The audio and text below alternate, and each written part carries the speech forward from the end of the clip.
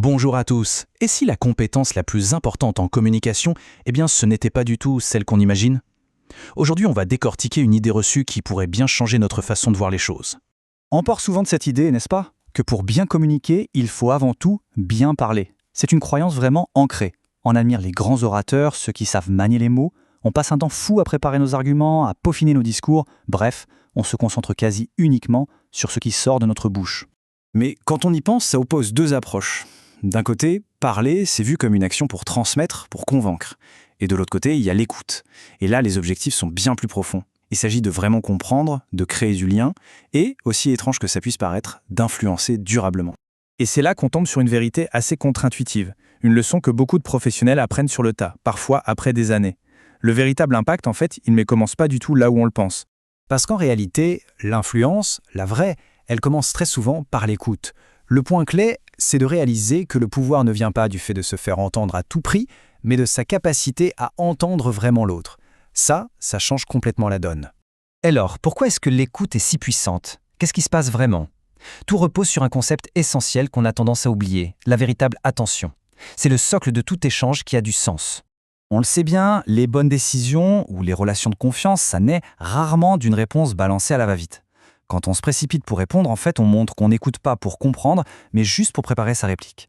Et le résultat est sans appel. La confiance s'abîme, on prend de mauvaises décisions et les échanges restent en surface. Mais à l'inverse, une vraie attention, ça construit. D'abord, ça construit la confiance, parce que l'autre se sent écouté, respecté.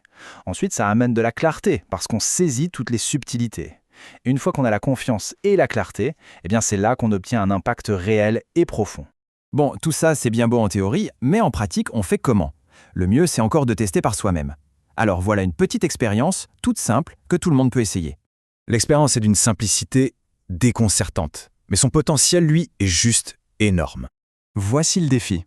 Lors de votre prochaine conversation importante, essayez de résister à l'impulsion de répondre tout de suite. Écoutez juste un peu plus longtemps avant de prendre la parole. Laissez un petit silence s'installer, même juste 2 ou 3 secondes. Et pourquoi faire ça? Parce que très souvent, ce tout petit décalage, il transforme radicalement la qualité de l'échange. Cet espace qu'on crée, il permet à plus d'informations de sortir, il témoigne du respect, et surtout, il change toute la dynamique de la conversation. Et tout cela nous amène logiquement à une dernière étape.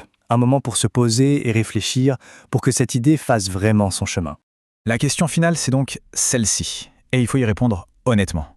Dans nos conversations professionnelles, est-ce qu'on est vraiment en train d'écouter? Ou est-ce qu'on est juste en train de préparer notre prochaine phrase? La réponse est peut-être la clé pour passer à un tout autre niveau de communication. Et c'est précisément ce genre d'expérience simple, concrète, qu'Open Sapiens a pour but de transmettre. C'est une invitation à repenser nos habitudes pour améliorer nos interactions, une idée à la fois.